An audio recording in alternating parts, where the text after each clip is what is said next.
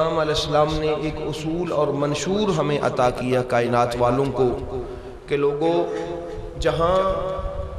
باطل سر اٹھانے لگے اور جہاں خباثتیں اور ظلم و استبداد ہو، جہاں خیانت کی جا رہی ہو، جہاں اسلام کا مذاق اڑایا جا رہا ہو، جہاں سوائے اپنی ذات کے کسی کو کچھ نہ سمجھا جا رہا ہو، تو وہاں پر حسینی قیام لے کے کھڑے ہو جانا، رب تمہیں فتح عطا فرمائے گا۔ تو برادران اسلام، یہ جو کربلا معلیٰ کا معاملہ ہے، اس کو ہم دیکھیں کہ کیا وجہ بنی تھی کہ امام علی مقام امام حسین علیہ السلام میدان میں اتر کھڑے ہوئے۔ تو پچھلے جمعۃ المبارک بھی میں نے شاید اسی موضوع پہ گفتگو کی تھی کہ قیام حسین کیوں وجود میں آیا، کون سے اسباب تھے۔ تو انہی میں سے چند ایک باتیں انشاءاللہ العزیز آج بھی، اور کیا ثابت کرنے کے لیے اور کیا سمجھانے کے لیے، اور امت اور قوم کو اور ہر مذہب و ملت میں جو لیڈر ہوتے ہیں جو کسی کو لے کے آگے چلیں، ان لوگوں کے لیے امام حسین علیہ السلام نے کیسا سبق اور درس چھوڑا ہے، تو وہ آج کی ہماری اس نشست کی گفتگو ہے۔ تو یہ بات یاد رکھیں کہ جو یزید تھا، یزید کی جو حکومت تھی، وہ چار اس کے بنیادی ارکان تھے، چار اس کی ایسی بنیادیں تھیں جس پر اس کی حکومت کی عمارت کھڑی تھی، اور بنیاد ہی وہ چیز ہوتی ہے جس پر کوئی عمارت کھڑی کی جا سکے۔ تو جس کی بنیاد ہی غلط ہو،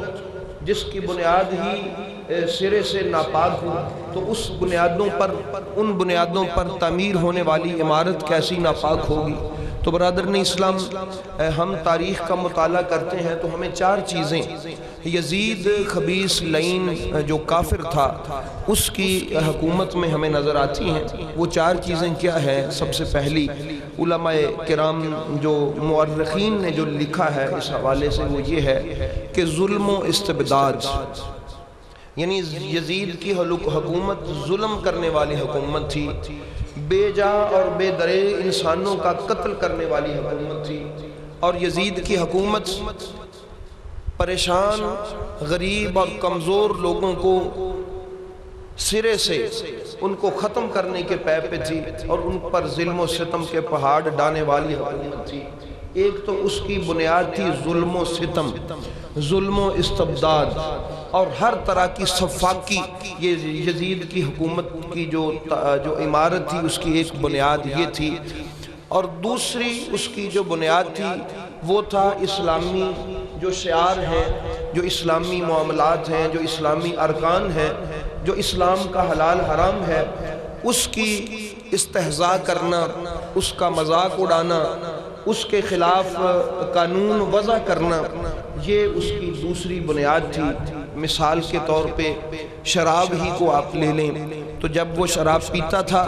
تو اس کو اگر کسی نے کہا کہ یزید تم شراب پیتے ہو تو یہ شراب تو شریعت اسلامیہ میں حرام ہے، تو آگے سے اس کا جواب یہ ہوتا تھا، چلو اگر شریعت اسلامیہ میں حرام ہے تو ہم عیسائیوں کی شریعت میں تو یہ جائز ہے، ہم اس کو عیسائیوں کی شریعت سے جائز قرار دے کے پی لیتے ہیں۔ یعنی ایسا وہ بدبخت تھا کہ وہ مختلف قسم کے بہانے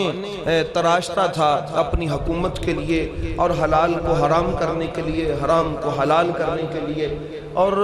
یہ میں بات اس لیے آپ کو بتا رہا ہوں کہ جب آپ تاریخ کا مطالعہ کریں گے یا مختلف قسم کے علماء کی بولی سنیں گے تو ایسے ایسے لوگ بھی آپ کو دکھائی دیں گے اور سنائی دیں گے کہ جنہوں نے یزید کو رحمت اللہ لکھا، یزید کو امیر المومنین لکھا، یزید کو تابی لکھا، اور یزید کو پتہ نہیں اس کی تعریف میں کتنے کتنے کلابیں ملائے۔ تو ایسے ایسے لوگ بھی آپ کو کائنات میں دکھائی دیں گے۔ اس لیے بہتر ہے کہ کم از کم ہم لوگ جو یہاں بیٹھتے ہیں، ہمارے اور یہ جو آواز میری اس ریکارڈنگ کے ذریعے سے یہاں تک بھی پہنچے گی، تو وہاں تک ہم اس بات کو قیامت والے دن اللہ کے حضور عرض کر سکیں کہ مولا، ہم وہ لوگ تھے کہ ہم کل بھی باطل کے خلاف تھے اور ہم آج بھی باطل کے خلاف ہیں۔ یہ ذہن میں رکھیے گا کہ اگر کل پچھلے دور میں ہم ہوتے، جس دور میں یہ کربلا کا معرکہ بپا ہوا، تو الحمدللہ ہماری یہ اللہ تعالیٰ کی پاک بارگاہ میں التجا بھی ہے کہ مولا ہم تب بھی حسینی قافلے میں کھڑے ہوتے، اور قیامت تک جب بھی حق و باطل کا معرکہ بپا ہوگا، حسینی اور یزیدی سامنے ہوں گے، تو انشاءاللہ ہم تب بھی حسینی صفوں میں نظر آئیں گے۔ ہمارا یزیدیت سے نہ بیک میں کوئی تعلق تھا، نہ یزیدیت سے ہمارا حال میں کوئی تعلق ہے، اور نہ اللہ کرے مستقبل میں ہمارا یزیدیت سے کوئی تعلق ہو، تو ہم کل بھی اپنے حسینی ہونے کا اعلان کرتے تھے، ہم اب بھی اپنے حسینی ہونے کا اعلان کرتے ہیں، اور انشاءاللہ کل بھی ہمارا حسینی ہونے کا اعلان ہی رہے گا۔ اور یہ جو یزیدیت ہے، اس کا میں نے آپ کو بتایا کہ اس کی جو حکومت تھی وہ 4 بنیادوں پر تھی۔ ظلم و استبداد، ظلم و ستم کا نشانہ بناتا تھا لوگوں کو، اور دوسرا اسلامی جو شعار ہیں ان کا مذاق اڑاتا تھا۔ بہن اور ماں سے حضرت ام المومنین کو اس نے نکاح کا پیغام بھیجا، اس خبیث نے ام المومنین کو نکاح کا پیغام بھیجا اس خبیث نے، کہ جو مسلمان مردوں کی ماں ہے، اگر یہ مسلمان ہوتا تو اسلام کے اس اصول کا کبھی مذاق نہ اڑاتا۔ تو برادران اسلام، یہ مثال پیش کرنے کا مقصد فقط یہ ہے کہ آپ اس کی ذہنیت کو اسلام کے اصولوں سے اگر پرکھیں گے تو وہ سراسر اسلامی اصولوں سے ٹکراتا ہوا نظر آئے گا، اور آپ نتیجہ اخذ کرنے میں کامیاب ہوں گے، اور آسانی سے آپ اپنے نتیجے کی منزل تک پہنچ سکیں گے کہ جس کی زندگی اسلامی اصولوں سے سراسر ٹکرا رہی ہے، حلال اور حرام جس کے طبیعت میں موجود ہی نہیں ہے، جس کی تمیز، ہم اس کو کبھی بھی ایک مسلمان تصور نہیں کر سکتے۔ تو برادران اسلام، اس کی زندگی کا جو دوسرا جو بنیادی رکن تھا اور جو بنیاد تھی، وہ تھا اسلامی جو شعار ہیں ان کا مذاق اڑانا۔ بہن اور بھائی کی پاکیزگی کا قائل نہیں تھا، پھوپھی اور بھتیجے کی پاکیزگی اور رشتوں کا قائل نہیں تھا، ہر جگہ پہ حرام زدگی کا قائل تھا۔ تو برادران اسلام، اس لیے یہ اس کا دوسرا بنیادی رکن اس کی حکومت کا، اور تیسرا اس کا یہ تھا کہ جو قومی امانت ہوتی ہے، جس کو آپ جو قومی خزانہ کہتے ہیں، تو اس کا بہت بڑا یہ خیانت کار تھا، اس کو ایسی غلط جگہ پر استعمال کرنا اس نے سیکھا، اور کر رہا تھا کہ العیاذ باللہ، اللہ تعالیٰ کی پناہ ہو اس بات سے کہ اسلام کے خلاف کس طرح اس نے قومی خزانہ کو استعمال کیا۔ تو برادران اسلام، تیسری اس کی جو حکومت کی بنیاد تھی وہ تھی اس کی شخصی بادشاہت، کہ یعنی اپنی بادشاہت کا قائل تھا، کسی کے اپنے آپ کو زیر اثر نہیں سمجھتا تھا، اور نہ ہی یہ سمجھتا تھا کہ کوئی اصول کسی قسم کا مجھ پر اثر انداز ہو سکتا ہے، یا اللہ اور اس کے رسول کا یا کسی بڑی شخصیت کا میرے اوپر فرمان چل سکتا ہے، ایسا نہیں تھا۔ خود اپنی مرضی کا مالک تھا، کسی کی بھی بات، اسلام کی، اللہ کی، رسول کی، خلفائے راشدین کی، سرکار کے صحابہ اعظام کی، کسی کی بات ماننے کے لیے ہرگز بھی تیار نہیں تھا۔ تو اس لیے برادران اسلام، یہ 4 اس کی حکومت کے بنیادی رکن تھے۔ تو جب ایسی حکومت آئی جو حکومت بالکل ہی اسلام کے برعکس تھی، تو اب کوئی تو ایسا ہوتا جو اٹھ کے سٹینڈ لیتا اور اس کے خلاف کھڑا ہوتا۔ وہ تھے میرے امام علی مقام امام حسین علیہ السلام۔ اب ہماری فقہ میں اس کو 2 طبقوں میں تقسیم کیا جاتا ہے۔ ہمارے اس اسلامی فقہ میں، ہماری حنفی فقہ میں،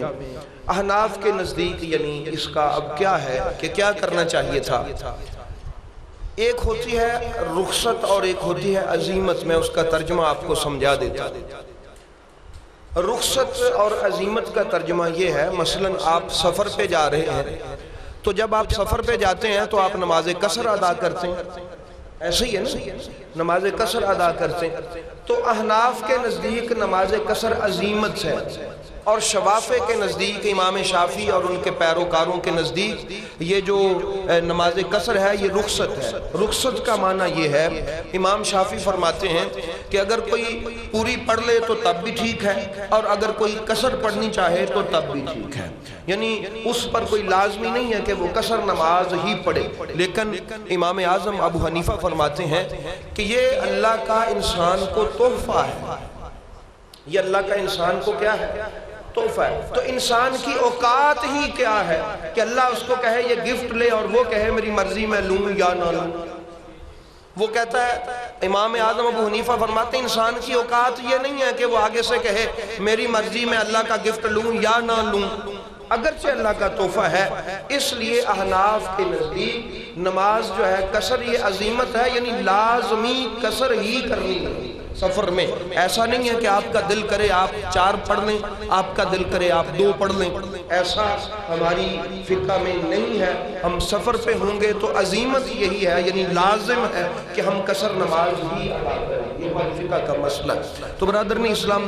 اسی طرح اب یہ جو حالات جب پیدا ہوئے، یہ جو حالات جو میں آپ کو بتا رہا ہوں، یزید کے 4 باتیں میں نے آپ کو تفصیلاً نہیں اجمالاً میں نے بتائی ہیں کہ یزید کی حکومت کی یہ بنیاد تھی۔ تو اس وقت اب کچھ لوگوں نے